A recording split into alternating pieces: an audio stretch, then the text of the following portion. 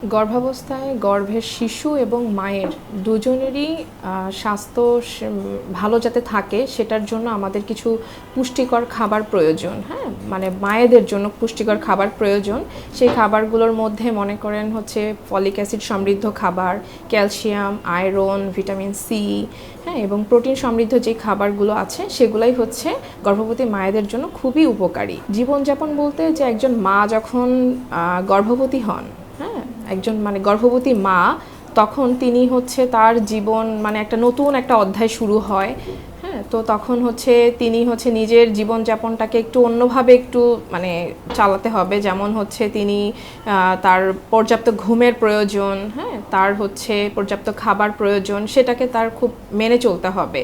তো পর্যাপ্ত ঘুমের ক্ষেত্রে আমরা যেটা বলে থাকি যে আপনি হচ্ছে দৈনিক 7 থেকে 8 ঘন্টা ঘুমাবেন এবং যখনই দিনে কোনো এক সময় যদি ক্লান্তি ভাব লাগে বা অন্য কোনো সময়ে যদি তার কোনো মানে খারাপ লাগে তখন একটু বিশ্রাম নেবেন। এবং বলি যে হচ্ছে মায়ের বাবুর আর কি শিশুটার হচ্ছে গিয়ে নড়াচড়াটা খেয়াল রাখবেন এবং সবসময় বাম কাত হয়ে শোবেন। হ্যাঁ, এই জীবনযাপনগুলো আর কি তাকে মেনটেন করতে হবে। আমরা যেটা সাধারণত বলি, একজন মা যখন গর্ভবতী হন বা তিনি যখন বুঝতে পারেন যে তিনি প্রেগনেন্ট হয়েছেন, হ্যাঁ, তিনি আমাদের কাছে আসেন।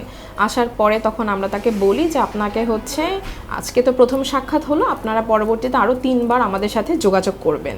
এবং সেক্ষেত্রে আমরা তাদেরকে সেভাবেই বলি, যেমন 12 সপ্তাহের মধ্যে একটা হচ্ছে চেক আপে আসবেন এবং হচ্ছে তারপরে হচ্ছে 20 থেকে 24 সপ্তাহের মধ্যে আরেকটা 28 থেকে 32 সপ্তাহের মধ্যে আসবেন। তো এরপরে হচ্ছে দেখা যায় যে তারা বলেন যে ম্যাডাম এটা ছাড়া কি আর আমরা আসবো না? হ্যাঁ, অবশ্যই আসবেন। যদি কোনো মা অতিরিক্ত কোনো ঝুঁকিপূর্ণ অবস্থায় থাকেন, যেমন তার আগের যদি প্রেগনেন্সিতে কোনো ঝুঁকিপূর্ণ কিছু সমস্যা, যেমন তার হচ্ছে প্রেশার, ডায়াবেটিস, হ্যাঁ, বারবার যদি তার কোনো গর্ভপাত হয়ে থাকে, হ্যাঁ, তারপর হচ্ছে যদি কোনো গর্ভপাতের সময় যদি তার কোনো জটিলতা থেকে থাকে, সেসব ক্ষেত্রে আমরা বলি যে আপনারা একটু যখনই কোনো প্রবলেম হবে সাথে সাথে আমাদের সাথে যোগাযোগ করবেন। এই সময় হচ্ছে আমাদের বলি যে আমরা মাদের সাথে এভাবে কথা বলি যে তাদেরকে বলি যে আপনারা যখন আসেন আপনারা হচ্ছে 15 বছরের আগে কি কোনো টিকা নিয়েছেন কি না। যদি কোনো মা বলেন যে না আমরা আগে কোনো টিকা নেইনি, তখন তাদেরকে আমরা বলি যে আপনি তাহলে হচ্ছে 2টো টিকা আপনাকে নিতে হবে, একটা 5 মাসের সময় আর একটা 6 মাসের সময়। আর যদি কোনো মা এসে বলেন যে না আমরা দিয়েছি, হয়তো বা তার পূর্ণ হয়নি, যে 15 বছর আগে যে 5টা টিটি টিকার শিডিউল নিতে হয় সে হয়তো নেয়নি, হয়তো একটা নিয়েছে, 2টা নিয়েছে, 3টা নিয়েছে, এরপরে হয়তো আর নেয়নি।